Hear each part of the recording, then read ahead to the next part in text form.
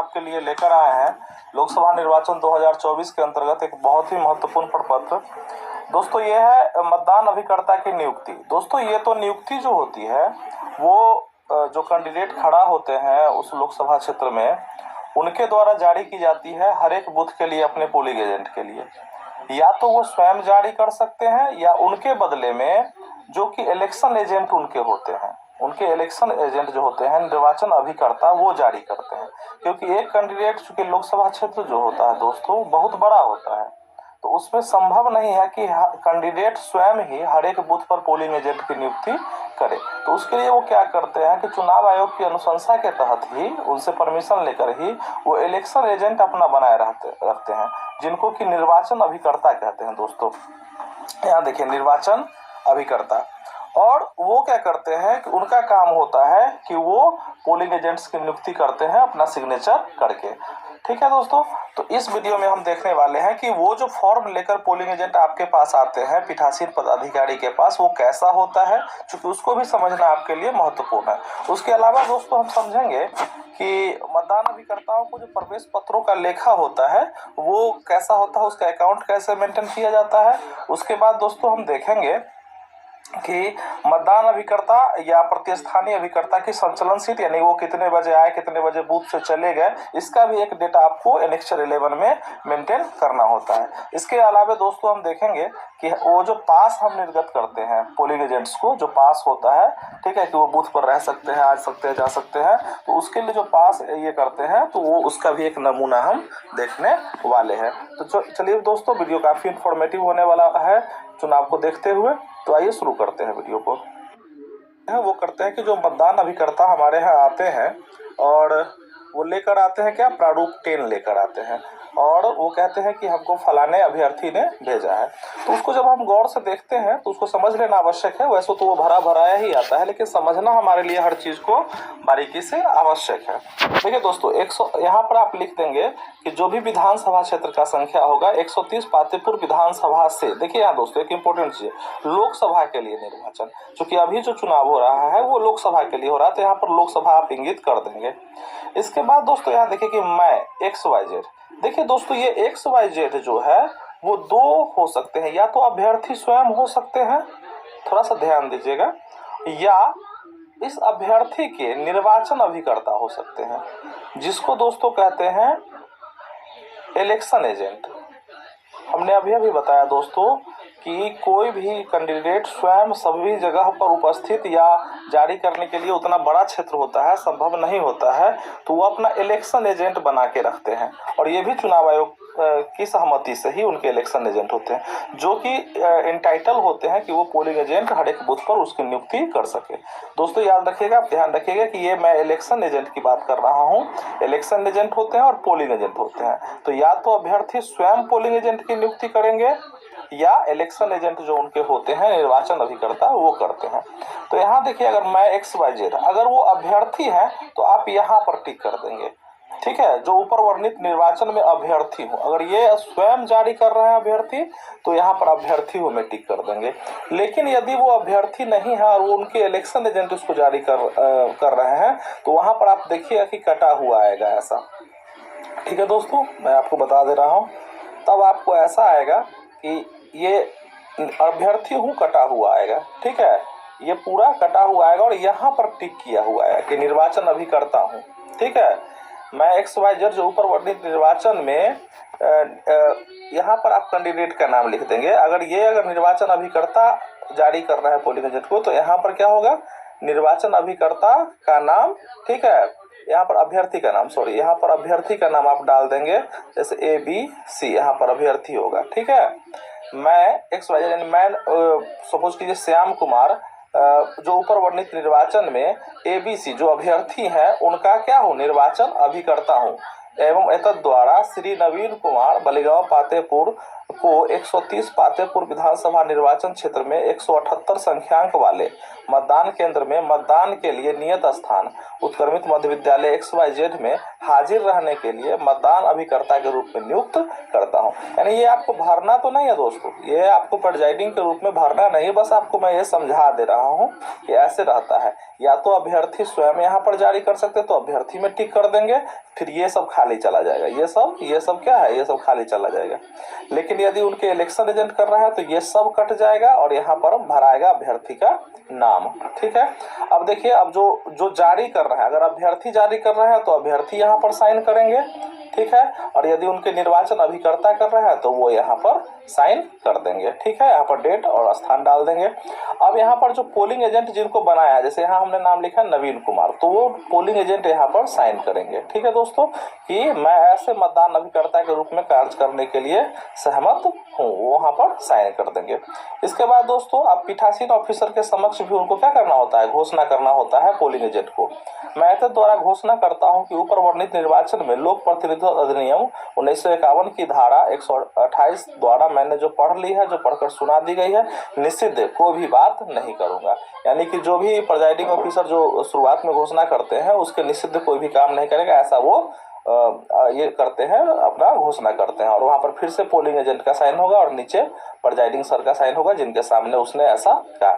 ये सब दोस्तों एक प्रक्रिया है, ये इतना करना कुछ नहीं होता है। वैसे ये सीधे लेकर आते हैं फॉर्म 10 आपको पोलिंग एजेंट, और आप उसका एक डेटा मेंटेन कर लेते हैं और आप यहाँ पर साइन कर लेते हैं। ठीक है दोस्तों, अब देखिए अगला जो आपका प्रपत्र होने वाला है, आप उसको एक एंट्री पास भी देते हैं। ठीक है, ताकि वो क्या होगा, क्योंकि वहाँ पर तो काफ़ी सिक्योरिटी रहती है, उनको आने जाने में रोक टोक हो सकती है, तो उसको आप एक एंट्री पास इशू करते हैं पोलिंग एजेंट को, जिसका स्पेसिफिक नमूना कुछ इस तरह से रहेगा। यहाँ पर सीरियल डाल दीजिएगा। आप अगर सपोज कीजिए 5 पोलिंग एजेंट को आप पास दे रहे हैं, तो यहाँ पर serial number 1, serial number 2, serial number 3 ऐसे करके लिख दीजिएगा। यहाँ पर विधानसभा का नंबर और नाम लिख दीजिएगा। यहाँ पर जो बूथ संख्या है उसका नाम और नंबर डाल दीजिएगा। कैंडिडेट का नाम, जिसके बिहाफ में वो पोलिंग एजेंट काम कर रहा है बूथ पर, तो उसका कैंडिडेट का नाम होगा और पोलिंग एजेंट का यहाँ पर नाम होगा, और यहाँ पर जो है प्रिजाइडिंग सर का साइन हो जाएगा। ठीक है, और उसको जारी कर देंगे, वो रखे रहेगा। ठीक है, लगा के रखे रहेगा। इसके बाद दोस्तों, ये जो प्रपत्र है दोस्तों कि मतदान अभिकर्ता का या प्रतिस्थानीय अभिकर्ता का संचालन। प्रतिस्थानीय अभिकर्ता, देखिए दोस्तों, होता है क्या है कि हर एक कैंडिडेट ना 2 पोलिंग एजेंट की नियुक्ति कर सकता है एक बूथ पर, लेकिन होता क्या है कि एक समय में एक ही पोलिंग एजेंट वहां पर प्रेजेंट रह सकता है, यानी कि 2 को वहां पर प्रेजेंट रहने की परमिशन नहीं होती है। तो हो सकता है कि किसी कंडीशन में किसी पोलिंग एजेंट की तबीयत खराब हो जाए या कोई आवश्यक कार्य जाए तो वो चला जाए, तो उसके बदले में कोई और भी आ सकता है। ठीक है, जो 2 नियुक्त किया हुआ रहता है उसमें से। ठीक है, तो उसके लिए एक मतलब एक सीट को मेंटेन किया जाता है, उसको देख लीजिएगा। यहाँ पर आप लोकसभा, विधानसभा का नाम, यहाँ पर अभ्यर्थी का नाम, ठीक है, राजनीतिक दल का नाम, वो जो अभ्यर्थी है वो कुछ राजनीतिक दल से है वो रहता है, और उसके बाद क्या है, या यहाँ पर पोलिंग एजेंट का नाम आप लिखिएगा। यहाँ पर पोलिंग एजेंट का नाम लिखिएगा और वो कितने समय में आपके बूथ पर आए। ठीक है, तो आप जो भी उनका आने का टाइमिंग होगा वो यहाँ पर आप भर देंगे और पोलिंग एजेंट का क्या कीजिएगा, यहाँ पर साइन ले लीजिएगा। ठीक है, आने का देखिए, ये दोस्तों आने का साइन है यहाँ पे, और निकासी के समय में भी आपको साइन करना है। अब वो कितने समय जाते हैं, चूंकि मतदान का समय तो लगभग 5 बजे या 6 बजे है। ठीक है, तो 6 बजे के बाद का ही आप यहाँ पर साइन टाइमिंग भर के और यहाँ पर साइन ले लेंगे, यानी कि ये निकासी का टाइमिंग भरते हुए और आप यहाँ पर साइन ले लेंगे।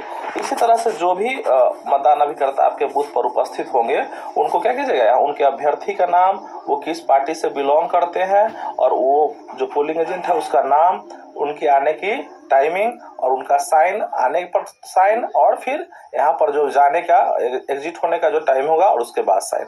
इस तरह से करके आप क्या कर लीजिएगा, सबको मेंटेन कर लीजिएगा, और ये फॉर्म हो गया आपका मतदान अभिकर्ता की संचलन सीट। ठीक है, कि वो कितने समय आए और कितने समय गए, उसको भी आपको एक सीट को मेंटेन करके रखना है। ठीक है दोस्तों, अगला जो हमारा जो फॉर्म है जो पोलिंग एजेंट से संबंधित है उसको मैं बता दूं, वो है दोस्तों कि मतदान अभिकर्ताओं के प्रवेश पत्रों का लेखा।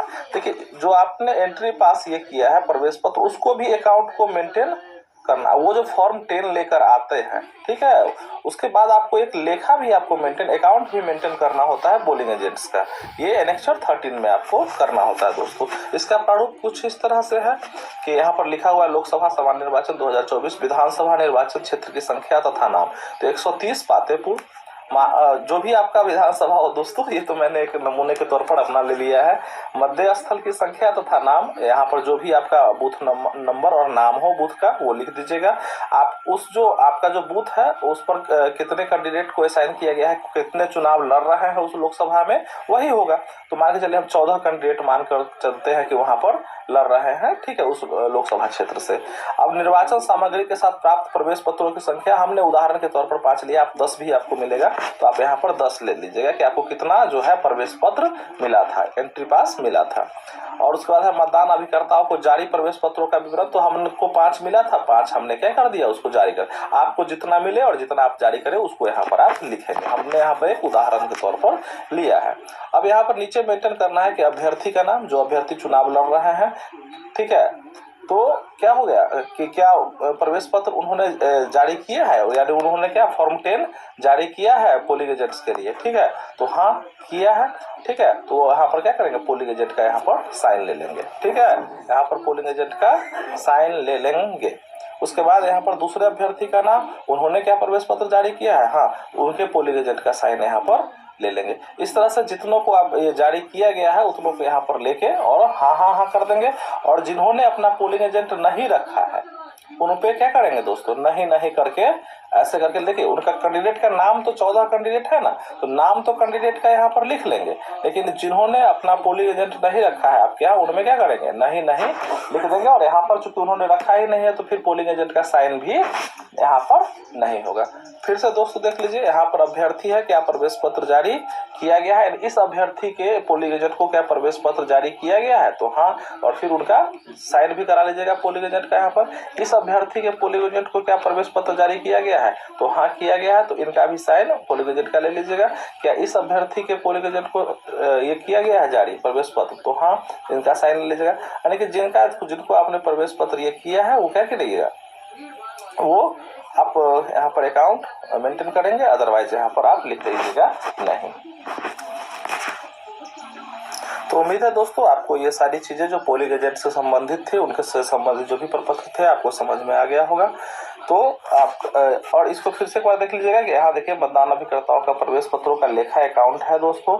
यहाँ पर दोस्तों जो मतदान अभिकर्ता है उनका जो आने जाने का समय है वो कितने समय है, उनका एक सीट आपको मेंटेन करना होता है दोस्तों। उसके बाद आपको एंट्री पास के लिए आपको जो एक नमूना है एंट्री पास का वो आपको मैंने दिखाया यहाँ पे, ठीक है दोस्तों। इसके अलावा पोलिंग एजेंट की नियुक्ति कैसे करते हैं कोई अभ्यर्थी या उनके जो निर्वाचन अभिकर्ता होते हैं, इसके बारे में मैंने आपको इसमें जानकारी दी। तो ये तो खैर वो भर के ही भेजेंगे, ये आपको नहीं करना होता है, लेकिन आपको जानना जरूरी है कि कहीं कोई चीज़ छूटा हुआ तो नहीं है, तो उसको देख लेंगे, ठीक है उम्मीद। तो उम्मीद है दोस्तों आपको यह वीडियो पसंद आया होगा और आपको चुनाव कार्य करने में काफ़ी सहायता मिलेगी। तो हमारे चैनल के साथ बने रहिएगा। अगर आपने अभी तक हमारे चैनल सब्सक्राइब नहीं किया है तो सब्सक्राइब कर देंगे, यह बिल्कुल ही फ्री है। और बने रहिए हमारे साथ। धन्यवाद। जय हिंद, जय भारत।